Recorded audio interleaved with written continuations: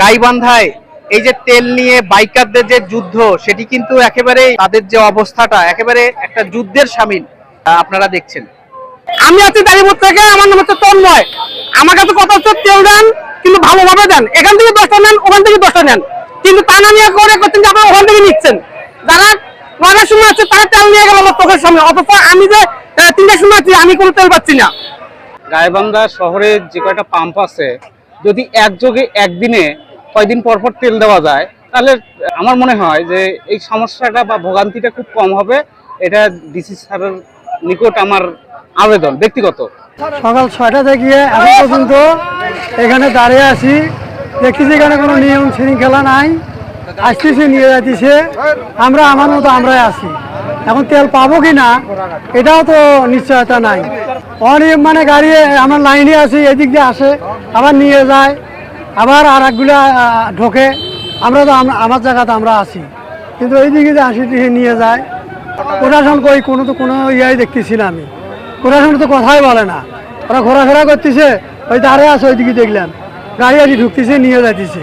দীর্ঘ লাইনে আমরা আসছি সকাল থেকে। সম্মানিত বাইকার বিন্দু, আপনাদের থেকে সহনশীল আচরণ আশা করছি, আপনাদের থেকে সহনশীল আচরণ আশা করছি। আপনারা চিল্লা করে ধৈর্য ধরুন, বাইক চলছে, আপনাদেরই তো যাচ্ছে, যেভাবে যাক, এদিকেও আসবে এদিকেও আসবে, ধৈর্য ধরেন। এদিক পরে আসছে, কয়েকজন আগে আসছে, সিরিয়াল দেয় না।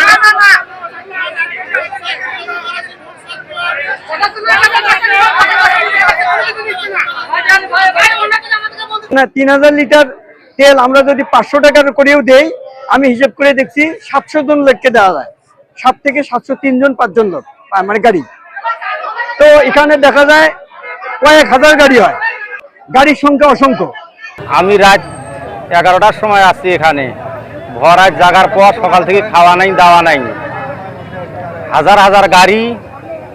এই গাড়িগুলো অতিক্রম করে যাওয়াটা খুব অসম্ভব, তার কারণ কোনো সিরিয়াল নাই, এখানে কোনো প্রশাসনের কোনো দায়িত্ব নাই, সব কিছু অবহেলিত, যার কারণ আমাদের এই ভোগান্তি। আমি চাই আগামী যেন যারা এই পাম্প থেকে খুচরা তেলগুলো নিয়ে যাওয়া গ্রামগঞ্জে বাজারে বন্দরে বেচছে, তাদের হাতে এই তেলগুলো দেওয়া হোক। তাদেরকে একটা সুন্দর একটা চার্ট লিখে দেওয়া হোক যে পাম্পের রেট হচ্ছে 117 টাকা, খরচ 3 টাকা বাদ দিয়ে যেন 130 টাকা বা 125 টাকা দরে যেন দোকানদার যেন বিক্রি করতে পারে, তাহলে এই মানুষ কোনো প্রকারের ভোগান্তিতে থাকবে না। এটা তো আমার পরামর্শই বলে। রাতের মধ্যে আসছে এই যে সুইটের গাওয়ার দিয়ে, আর এখন দিনের মধ্যে সম্পূর্ণ হসকে যে মাথার মধ্যে রাগান আসছে ষাট। আপনারা তো দেখতেই পাচ্ছেন কি অবস্থার মধ্যে আছি, খাই দাই নাই।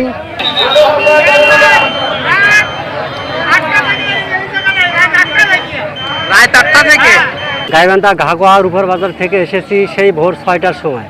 আমাদেরকে বলা হলো যে আপনারা লাইন মেনটেন করেন, লাইন মেনটেন করে প্রায় 1 কিলোমিটার দূর থেকে লাইন চলে আসছে। ইতিমধ্যে দেখা যাচ্ছে আমার বাম পাশে অনেক লোক সিরিয়াল ভঙ্গ করে বাম পাশে লাইন আবার সংযোগ করে নিচ্ছে, কিন্তু এখানে দেখতে পাচ্ছি পুলিশ প্রশাসন এরা তো অনেক সময় দেখা যাচ্ছে এমনিতে খালি দাঁড়িয়ে আছে, তারা যে একটা ভালো মতো কাজ করে মানুষের সেবা করবে এটা হচ্ছে না। এই যে মোটরসাইকেল নিয়ে আসা যে বাইকাররা, তাদের দাবি যে গাইবান্ধায় যেন শহরে অন্তত 4টি পাম্প রয়েছে, এই 4টি পাম্প গাইবান্ধার জেলা প্রশাসন এবং যারা দায়িত্বশীল কর্তা ব্যক্তি রয়েছেন তারা যেন এই শহরের 4টি পাম্পে একদিনে তেল দেবার ব্যবস্থা করেন, এমনটাই জানিয়েছেন বেশ কয়েকজন সচেতন biker. Shahjahan Siraj, voice of Gaibandha.